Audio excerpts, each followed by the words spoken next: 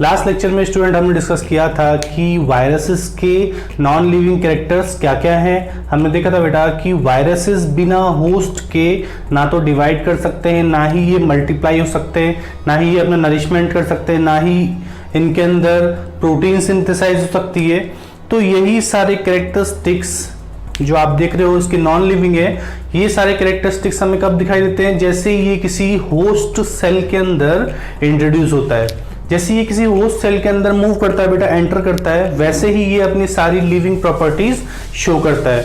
मतलब ये उसके बाद में डिवाइड भी कर सकता है, अपने नरिशमेंट भी कर सकता है, अपने अंदर म्यूटेशन भी कर सकता है, अपने कैरेक्टरिस्टिक्स को चेंज कर सकता है, ठीक है, अपनी प्रोटीन सिंथेसाइज कर सकता है। तो वायरसेस में लिविंग और नॉन लिविंग दोनों की प्रॉपर्टीज प्रेजेंट होती है, ठीक है। वायरसेस होस्ट स्पेसिफिक होते हैं बेटा, वायरसेस अपने होस्ट के लिए स्पेसिफिक होते हैं। मतलब क्या है कि वायरसेस अगर प्लांट का है तो प्लांट को ही इन्फेक्ट करेगा, अगर ह्यूमंस का है तो ह्यूमन को इन्फेक्ट करेगा, ठीक है, अगर एनिमल्स का है तो एनिमल्स को ही इन्फेक्ट करता है, ठीक है। ऐसा नहीं कि प्लांट वायरस है तो ह्यूमंस को भी वो अफेक्ट कर सके, तो ऐसा बिल्कुल भी नहीं है, ठीक है।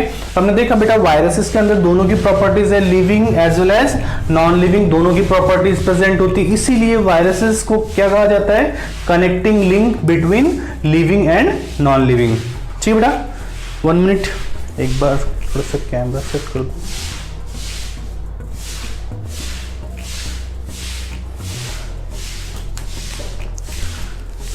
ठीक है बेटा, तो आज की क्लास में हम स्टार्ट करेंगे आगे का पार्ट। इसके हम देखेंगे बेटा कि जितने भी माइक्रो ऑर्गेनिज्म है उनके क्या क्या यूजेस है, ठीक है, यूजेस ऑफ माइक्रो ऑर्गेनिज्म, है ना।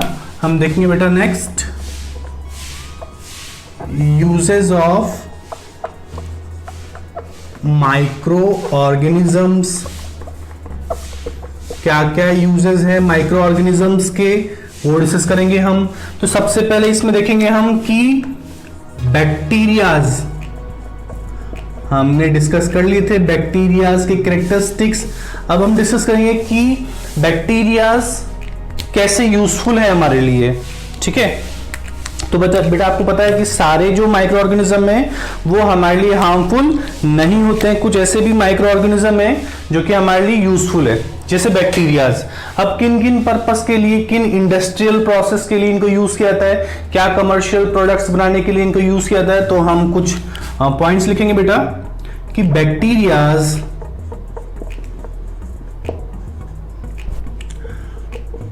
Are used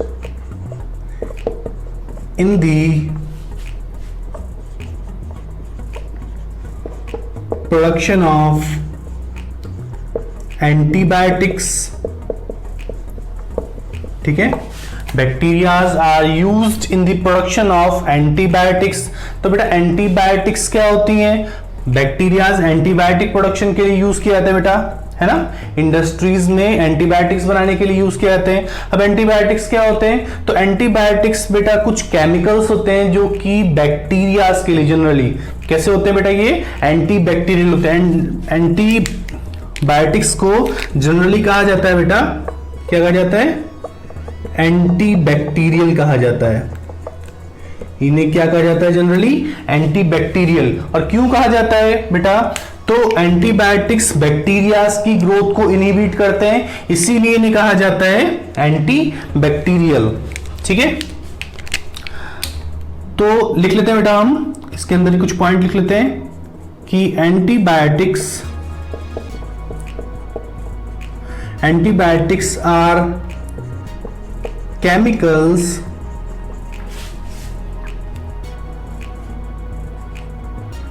which is used to inhibit the growth of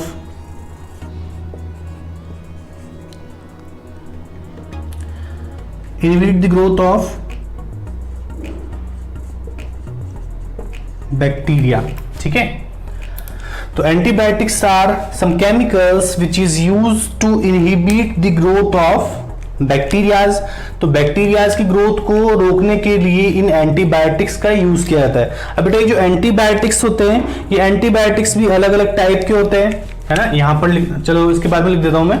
antibiotics जो होते हैं बेटा अलग अलग टाइप के होते हैं। कुछ एंटीबायोटिक्स ऐसे होते हैं जो कि बैक्टीरियाज के लिए स्पेसिफिक होते हैं। जैसे आपको पता है कि अलग अलग टाइप के बैक्टीरिया से हर बैक्टीरिया पे एक्ट करने के लिए अलग टाइप का यहाँ पर एंटीबायोटिक्स प्रेजेंट होते हैं। कुछ ऐसे भी एंटीबायोटिक्स होते हैं बेटा जब हमें डिजीज कॉजिंग पैथोजन जो है बेटा बैक्टीरिया का पता नहीं है कि कौन से बैक्टीरिया से इंफेक्शन हुआ है, उन डिजीज के लिए भी हम एंटीबायोटिक्स यूज करते हैं। तो एंटीबायोटिक्स बेटा दो तरह की होती है, एक तो होती है स्पेसिफिक बैक्टीरिया के लिए, और एक ऐसी होती है बेटा जो कि ब्रॉड रेंज ऑफ बैक्टीरियाज के लिए यूज की जाती है जब हमें बैक्टीरियाज का पता ना हो कि किस बैक्टीरिया से हमें इंफेक्शन हुआ है। तो बेटा जो ये एंटीबायोटिक्स है ये दो तरह की होती है, एक होती है नैरो स्पेक्ट्रम एंटीबायोटिक और दूसरी होती है ब्रॉड स्पेक्ट्रम एंटीबायोटिक।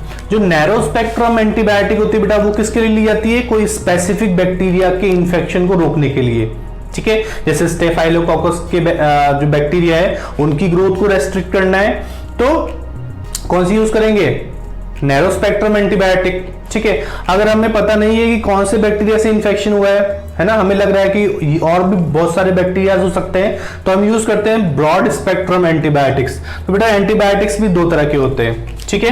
तो bacterias are used in the production of antibiotics and antibiotics are some chemicals which is used to inhibit the growth of disease causing bacterias, ठीक है।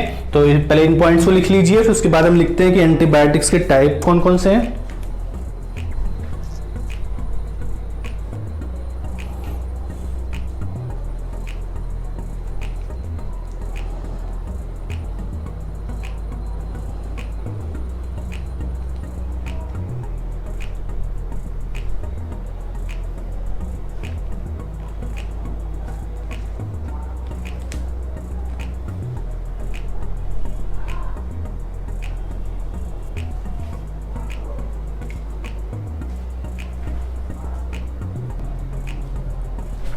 ठीक है बेटा, इसको रफ कर रहा हूं मैं। इसी के अंदर हम पॉइंट लिखेंगे आगे, ठीक है। हम बैक्टीरियाज जो है हमारे लिए कैसे यूजफुल है उनको डिस्कस कर रहे हैं, कैसे यूजफुल है बैक्टीरियाज हमारे लिए। तो एंटीबायोटिक्स के प्रोडक्शन के लिए यूज किए जाते हैं बेटा। और जो फर्स्ट एंटीबायोटिक है बेटा, first antibiotic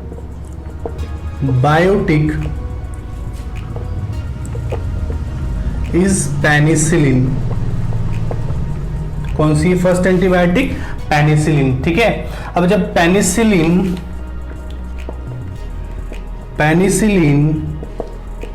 was discovered by, penicillin किसने डिस्कवर्ड की थी बेटा, तो अलेक्जेंडर फ्लेमिंग। किसने डिस्कवर की थी, अलेक्जेंडर फ्लेमिंग ने डिस्कवर की थी पेनिसिलिन को। हमें पता है बेटा कि पेनिसिलिन एक एंटीबायोटिक है और सबसे पहले इसको डिस्कवर करने का जो क्रेडिट है वो जाता है अलेक्जेंडर फ्लेमिंग को, ठीक है। साथ ही साथ में हमें ये पता होना चाहिए बेटा कि पेनिसिलिन एक नैरो स्पेक्ट्रम एंटीबायोटिक है, क्योंकि पेनिसिलिन बहुत कॉमन है। Penicillin generally year, throat infection, skin infection के लिए यूज की जाती है। पेनिसिलिन बैक्टीरियाज के इन्फेक्शन को रोकती है बेटा, बैक्टीरियाज के स्प्रेड होने को रोकती है, ठीक है। तो किसके लिए यूज की जाती है बेटा, ये बैक्टीरियाज के इन्फेक्शन के लिए यूज की जाती है। इसके बाद हम एक नेक्स्ट पॉइंट लिखेंगे, it was obtained by a mould name, ठीक है। एक मोल्ड से ऑब्टेन की गई थी जिसका नाम क्या है बेटा, है ना, जिसका नाम है पेनिसिलिन, पेनिसिलियम नोटेटम, ठीक है।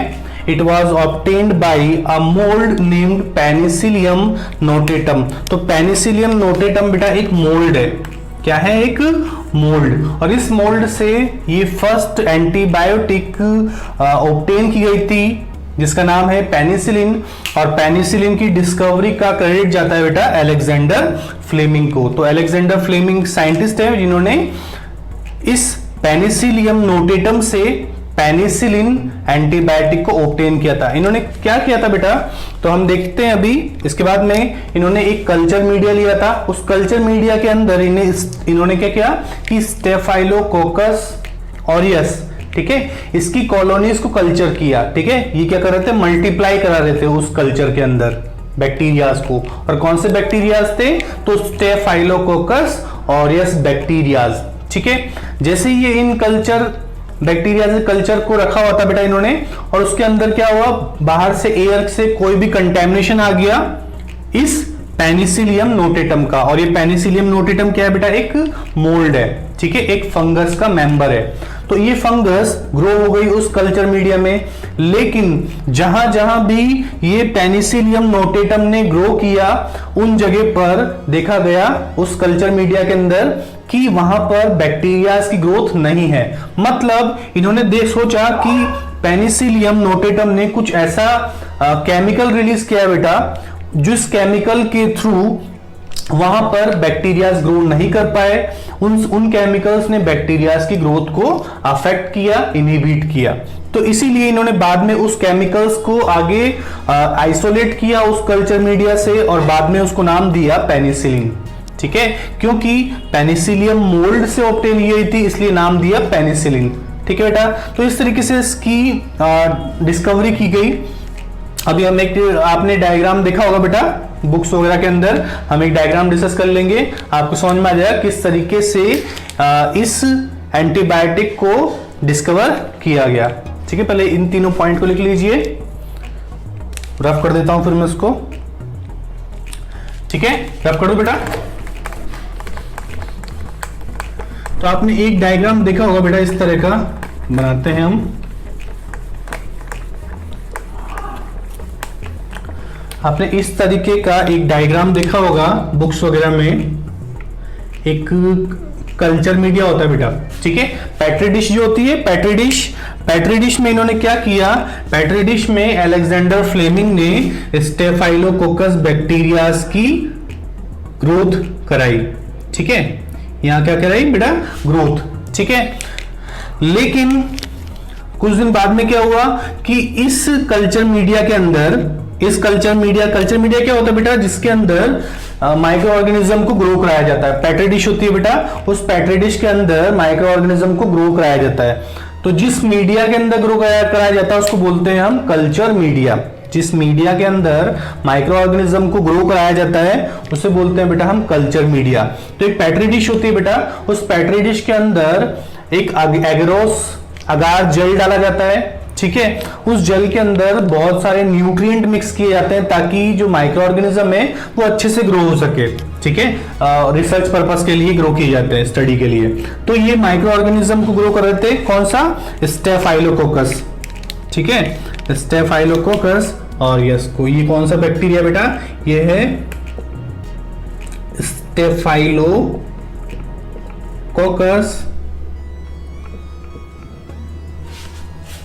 कौन सा बैक्टीरिया बेटा,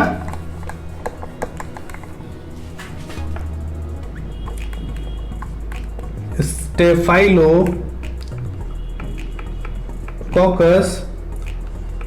ऑरियस। ठीक है, ये कौन सा बैक्टीरिया था, स्टेफाइलोकोकस ऑरियस। ठीक है, अब इस बैक्टीरियल कॉलोनी के साथ में इनमें इन्फेक्शन हुआ इस कल्चर मीडिया में। किसका इन्फेक्शन हुआ बेटा, तो किसका, अभी जो हमने मोल्ड डिस्कस करी थी, पेनिसिलियम नोटेटम। ठीक है, तो पेनिसिलियम नोटेटम की ग्रोथ देखी गई, और जहां जहां भी ग्रोथ हुई पेनिसिलियम नोटेटम की बेटा, उसके आसपास की जगह में, यहां पर इसके आसपास की जगह में कोई बैक्टीरिया ग्रोथ नहीं कर पाया। ठीक है, यहां पर कोई बैक्टीरिया ग्रो नहीं कर पाया। तो ये जो बेटा एरिया है, ये जो आपको एरिया दिख रहा है जहां पर कोई बैक्टीरिया नहीं ग्रो कर पाया, इसे बोलते हैं बेटा हम जोन ऑफ, क्या बोलते हैं, जोन ऑफ इनहिबिशन। क्या बोलते हैं बेटा, जोन ऑफ इनहिबिशन, जहां पर इस मोल्ड, ये मोल्ड है बेटा एक, है ना, और कौन सी मोल्ड है, तो है पेनिसिलियम, पेनिसिलियम नोटेटम, क्या नाम है, पेनिसिलियम नोटेटम। तो पेनिसिलियम नोटेटम ने अपने आसपास मतलब कुछ केमिकल रिलीज किया है, और इस केमिकल्स की वजह से ये जो बैक्टीरिया स्टेफाइलोकोकस ऑरियस इन जगह पर ग्रो नहीं कर पाया। नहीं कर पाया मतलब ये कुछ एरिया है जहां पर इनने कुछ केमिकल रिलीज किया है, और केमिकल कौन सा था, तो यही केमिकल्स को इन्होंने बाद में आइसोलेट किया और इसको नाम दिया, क्या नाम दिया, तो पेनिसिलिन एंटीबायोटिक। ठीक है, अब हम देख रहे थे कि दो टाइप की एंटीबायोटिक होती है ना, तो टाइप्स ऑफ एंटीबायोटिक्स। ठीक है, हमने देखा था कि एंटीबायोटिक्स के टाइप होते हैं दो। फर्स्ट टाइप है इसका ब्रॉड स्पेक्ट्रम एंटीबायोटिक, और सेकंड होती है नैरो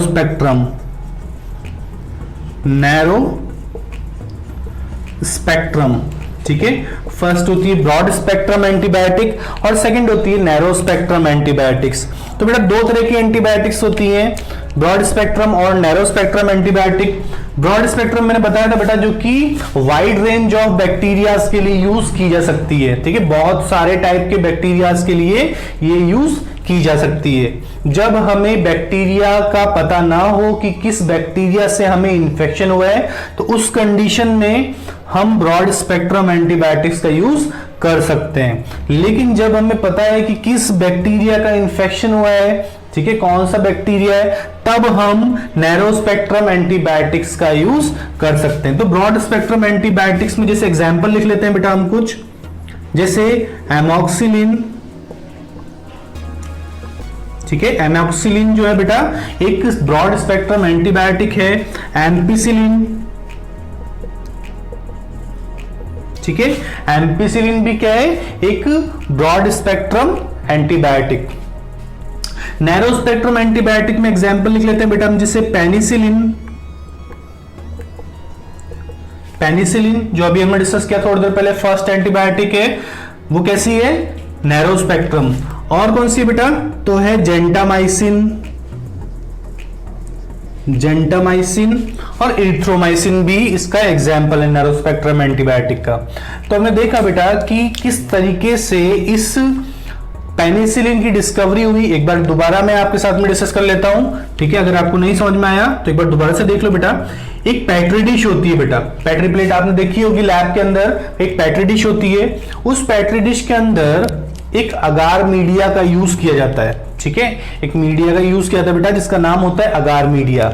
ठीक है, इस अगार मीडिया के अंदर बहुत सारे न्यूट्रिएंट होते हैं ताकि माइक्रो ऑर्गेनिज्म को जब ग्रो किया जाए यहाँ पर स्टडी पर्पस के लिए, रिसर्च पर्पस के लिए, तो अच्छी तरीके से ग्रोथ कर सके, न्यूट्रिएंट्स का अपटेक कर सके। तो जो अलेक्जेंडर फ्लेमिंग है वो इस कल्चर मीडिया के अंदर स्टेफाइलोकोकस ऑरियस बैक्टीरिया को कल्चर कर रहे थे। ठीक है, मतलब उनकी ग्रोथ को बढ़ा रहे थे रिसर्च पर्पस के लिए। लेकिन क्या हुआ यहाँ पर कि एनवायरमेंट से एक मोल्ड ने भी यहाँ पर ग्रोथ कर ली। ठीक है, कहीं से आ गई बेटा, है ना, एयर के थ्रू। अब आने के थ्रू क्या हुआ, जैसे यहाँ पर इस कल्चर मीडिया में इस मोल्ड ने ग्रोथ करी, बाद में देखा कि जहां जहां इस मोल्ड ने ग्रोथ की है, इस पेनिसिलियम नोटेटम ने ग्रोथ की है, वहां वहां के आसपास के एरिया के अंदर ये बैक्टीरियाज ग्रोथ नहीं कर सके। मतलब इस मोल्ड ने कुछ केमिकल रिलीज किए हैं जिसकी वजह से ये बैक्टीरियाज ग्रोथ वहां पर नहीं कर पाए। इन केमिकल्स को इन्होंने आइसोलेट किया, सेपरेट किया, और वही केमिकल को बाद में इन्होंने नाम दिया पेनिसिलिन। ठीक है, इस तरीके से पेनिसिलिन की डिस्कवरी हुई। और ये जो जोन है बेटा जहां पर ये बैक्टीरियाज ग्रो नहीं कर पा रहे हैं, इस जोन को बोलते हैं हम जोन ऑफ इनहिबिशन। ठीक है, यहां पर जोन ऑफ इनहिबिशन है जहां पर ये बैक्टीरियाज ग्रोथ नहीं कर पा रहे हैं। और बेटा किस तरीके से ये जो एंटीबायोटिक्स होते हैं वो बैक्टीरियाज की ग्रोथ को रोकते हैं, तो जो जितने भी एंटीबायोटिक्स होते हैं बेटा वो एंटीबायोटिक्स बैक्टीरियाज में, आपको पता है सबसे ऊपर सेल वॉल प्रेजेंट होती है, ठीक है। तो बहुत से बैक्टीरिया होते हैं उनमें सेल वॉल प्रेजेंट होती है बेटा, और सेल वॉल किसकी बनी होती है, तो पेप्टिडोग्लाइकेन और म्यूरेन की बनी होती है। अब पेप्टिडोग्लाइकेन एक सेल वॉल है बेटा, तो अब सेल वॉल फॉर्मेशन इनकी बॉडी के मैकेनिज्म का एक पार्ट है, ठीक है। जब ये एंटीबायोटिक्स वर्क करती है तो क्या करती है, ये सेल वॉल के सिंथेसिस को रोक देती है, बैक्टीरियाज में सेल वॉल को बनने नहीं देती है, और नहीं बन पाने की वजह से ये बैक्टीरियाज जो होते हैं उनकी ग्रोथ रुक जाती है वहीं पे, ठीक है। तो इस तरीके से ये एक्ट करते हैं। एंटीबायोटिक्स क्या करते हैं बेटा, कि बैक्टीरियाज में सेल वॉल सिंथेसिस के मैकेनिज्म को क्या कर देते हैं, रोक देते हैं, जिसकी वजह से बैक्टीरियाज अपनी ग्रोथ आगे नहीं कर पाते और वहीं रुक जाते हैं, ठीक है। तो हमने देखा कि इस तरीके से डिस्कवरी हुई कौन कौन से टाइप की एंटीबायोटिक्स होती है, ब्रॉड स्पेक्ट्रम। जब हमें बैक्टीरियाज का पता ना हो बेटा, बैक्टीरिया का इन्फेक्शन का हमें नहीं पता हो कि किस टाइप के बैक्टीरिया से हुआ है, तो हम यूज कर सकते हैं ब्रॉड स्पेक्ट्रम। और जब हमें पता है कि स्पेसिफिक किस बैक्टीरिया से इंफेक्शन हुआ है, तब हम यूज कर सकते हैं नैरो स्पेक्ट्रम। ये कुछ हमने एग्जाम्पल लिखे हैं, ठीक है, तो आप इनको भी नोट डाउन कर लीजिए।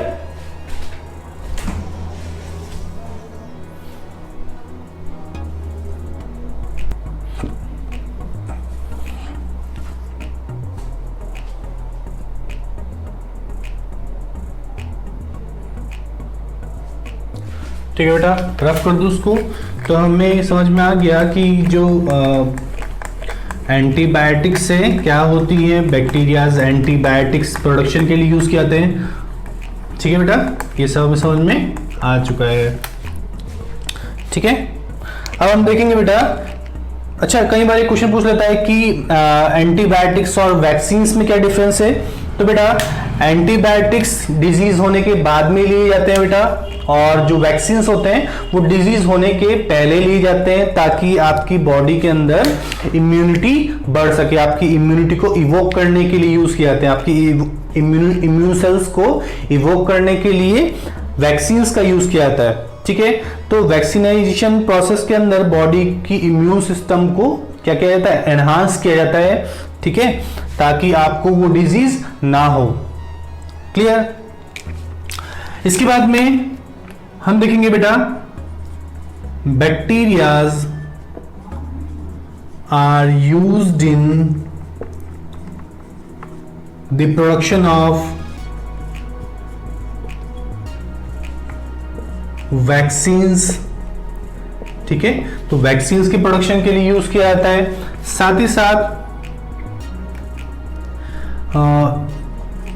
एक बैक्टीरिया बेटा lactobacillus bacteria is used to convert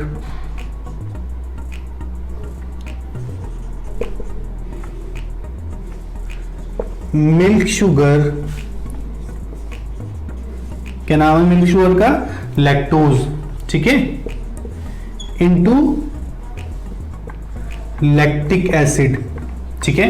आपने देखा होगा कि lactobacillus bacteria is used to convert milk sugar into lactic acid, या फिर हम बोल सकते हैं कि ये सिंपली कि ये कर्ड प्रिपरेशन के लिए यूज किए जाते हैं। किसके लिए यूज किए जाते हैं बेटा, कर्ड प्रिपरेशन के लिए।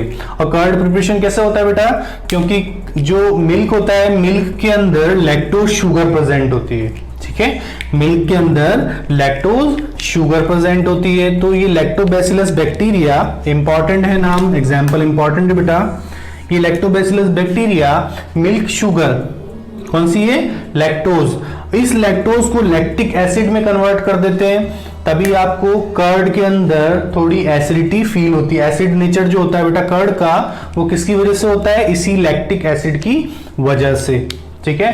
तो ये बैक्टीरियाज कर्ड प्रिपरेशन में यूज किए जाते हैं, ठीक है। दे आर, है ना, बैक्टीरिया के लिए पॉइंट लिख रहे हैं बेटा, they are use to fix atmospheric nitrogen into nitrates, nitrites and ammonia. ठीक है, नीचे वाला पार्ट दिख रहा है बेटा आपको? 1 मिनट। ठीक है, दिख जाएगा अमोनिया। क्लियर, दिख रहा है? तो bacterias are used in the production of vaccines. Bacterias vaccines production के लिए यूज किए जाते हैं बेटा। ठीक है, आपने देखा होगा कि बहुत सारी वैक्सीन्स होती हैं और ये वैक्सीन्स कब ली जाती हैं? जब हमें डिजीज से बचना होता है। क्यों? क्योंकि ये वैक्सीन्स हमारी बॉडी की इम्यून सेल्स, हमारी बॉडी की जो बेटा WBC सेल्स होती हैं उनको इवोक करती है, ताकि ये आपकी बॉडी के मैकेनिज्म को, आपकी बॉडी के अंदर इम्यूनिटी को मेंटेन कर सके, ताकि आपको वो डिजीज ना हो। तो डिजीज से प्रोटेक्शन के लिए ये यूज की जाती है। ठीक है, अब जो एंटीबायोटिक्स होती है वो डिजीज होने के बाद में ली जाती है बेटा, पहले नहीं ली जाती है। और जनरली बैक्टीरियल इन्फेक्शन के लिए इनका यूज किया जाता है। बैक्टीरियाज में ये सेल वॉल के प्रिपरेशन को रोक देती है, सेल वॉल बनने के मैकेनिज्म को ब्रेक डाउन कर देती है। एक बैक्टीरिया बेटा, इसका नाम है लैक्टोबैसिलस बैक्टीरिया, और इस बैक्टीरिया से रिलेटेड जो क्वेश्चन से आपको मिल सकते हैं, बहुत ही पॉपुलर एग्जांपल है। तो लैक्टोबैसिलस बैक्टीरिया कर्ड प्रिपरेशन के लिए यूज करते हैं। और कैसे ये कर्ड बनता है बेटा, है ना? मिल्क से कैसे कर्ड में कन्वर्जन होता है? तो कैसे होता है बेटा? क्योंकि मिल्क के अंदर कौन सी शुगर प्रेजेंट होती है? Lactose sugar. ठीक है, कौन सी शुगर प्रेजेंट होती है बेटा? Lactose sugar. इस लैक्टोज शुगर को ये लैक्टोबैसिलस बैक्टीरिया लैक्टिक एसिड में कन्वर्ट कर देते हैं, और इसीलिए इनका नाम भी क्या है? लैक्टोबैसिलस। ठीक है, रॉड शेप के बैक्टीरियाज होते हैं ये।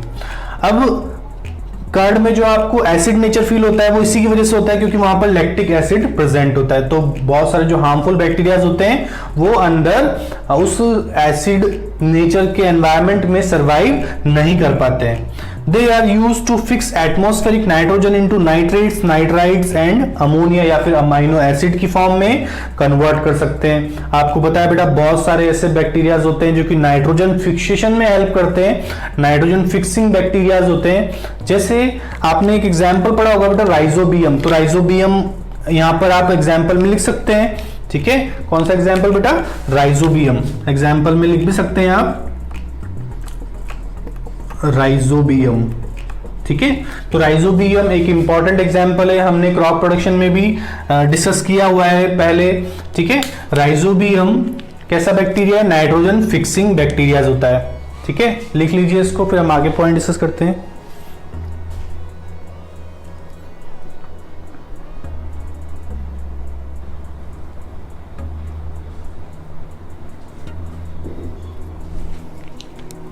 ठीक है बेटा, यहाँ पे देख लिया हमने, एंटीबायोटिक्स के प्रोडक्शन में यूज किए जाते हैं ये बैक्टीरियाज, वैक्सीन्स के प्रोडक्शन में यूज किए जाते हैं इंडस्ट्रीज के अंदर, एंजाइम्स प्रोडक्शन के लिए यूज किए जाते हैं बेटा, लैक्टोबैसिलस बैक्टीरियाज कर्ड प्रिपरेशन के लिए यूज किए जाते हैं। कुछ ऐसे भी बैक्टीरियाज होते हैं जो कि एटमॉस्फेरिक नाइट्रोजन को फिक्स करने में हेल्प करते हैं, जैसे राइजोबियम।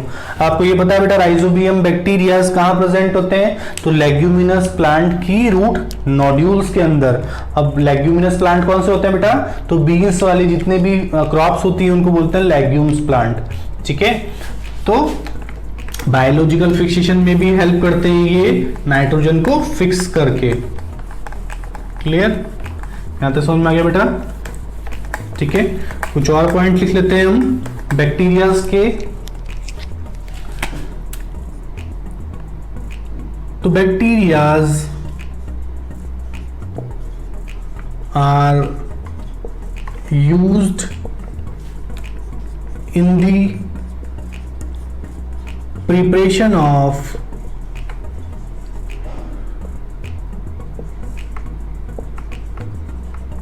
fermented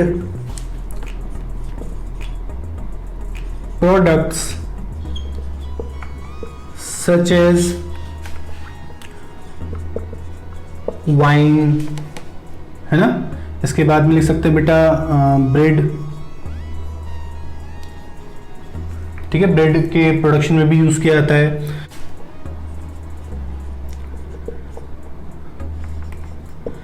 एसिटिक एसिड, और एसिटिक एसिड का नाम क्या है बेटा, इसी को बोलते हैं हम विनेगर। एसिटिक एसिड का नाम क्या है, विनेगर। तो bacterias are used in the preparation of fermented products such as wine, bread, acetic acid, और एसिटिक एसिड का नाम क्या है बेटा, विनेगर। ठीक है, और एसिटिक एसिड के लिए कई बार क्वेश्चन पूछ लेता है कि एसिटिक एसिड किस बैक्टीरियाज के थ्रू बनाया जाता है, तो नाम है एसिटोबैक्टर। ठीक है, एसिटोबैक्टर बैक्टीरियाज के थ्रू ये एसिटिक एसिड बनता है बेटा। ठीक है, wine, bread, acetic acid and yogurt. तो योगर्ट बनाने के लिए भी इसका यूज किया जाता है। ठीक है, क्लीनिंग ऑफ एनवायरमेंट, तो एनवायरमेंट को क्लीन करने में भी बैक्टीरियाज का यूज किया जाता है बेटा। बहुत सारे बैक्टीरियाज होते हैं जो कि जो जैसे हमें पता है कि बेटा कि ईस्ट जो होते हैं, जो जितने भी फंगस होते हैं वो क्या करते हैं, जितने भी ऑर्गेनिक मैटर होता है उसको डिकम्पोज कर देते हैं। ऐसे ही ये बैक्टीरियाज भी डिकम्पोजिशन प्रोसेस करते हैं और एनवायरमेंट को क्लीन करने में हेल्प करते हैं। ठीक है, oil degrading bacterias such as, यहीं पे लिख देता हूं बेटा, दिख जाएगा आपको, एल्केनी वॉरेक्स बैक्टीरिया। ठीक है, ये बैक्टीरिया जो है ऑयल डिग्रेडिंग बैक्टीरिया है। नाम क्या है इसका, एल्केनी वॉरेक्स बैक्टीरिया। ठीक है, एल्केनी वॉरेक्स बैक्टीरिया जो होता है ये ऑयल को डिग्रेड करने वाला बैक्टीरिया है बेटा। ठीक है, तो बैक्टीरियाज फर्मेंटेड फूड प्रोडक्ट्स को बनाने के लिए यूज किए जाते हैं, जैसे वाइन, ठीक है, whisky, bread, acetic acid, beer, इन सबको बनाने के लिए यूज किया जाता है इनका। साथ ही साथ में ये एनवायरनमेंट को क्लीन करने में भी हेल्प करते हैं, और साथ ही साथ कुछ ऐसे बैक्टीरियाज होते हैं जो कि ऑयल स्पिलेज को क्या कर सकते हैं बेटा, डिग्रेड कर सकते हैं, है ना, ऑयल को डिग्रेड करने का काम करते हैं। तो एग्जाम्पल लिखा है हमने एल्केनी वॉरेक्स बैक्टीरिया, इसको भी आप नोट डाउन कर लीजिए।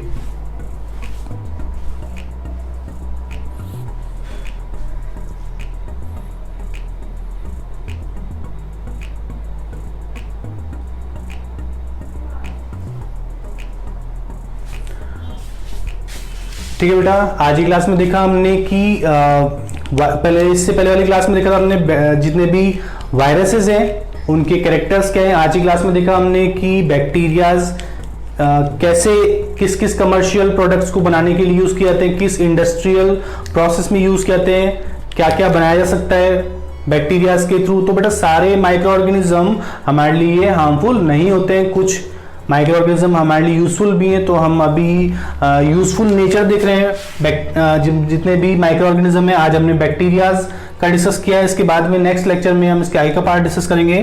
तब तक के लिए take care and good luck.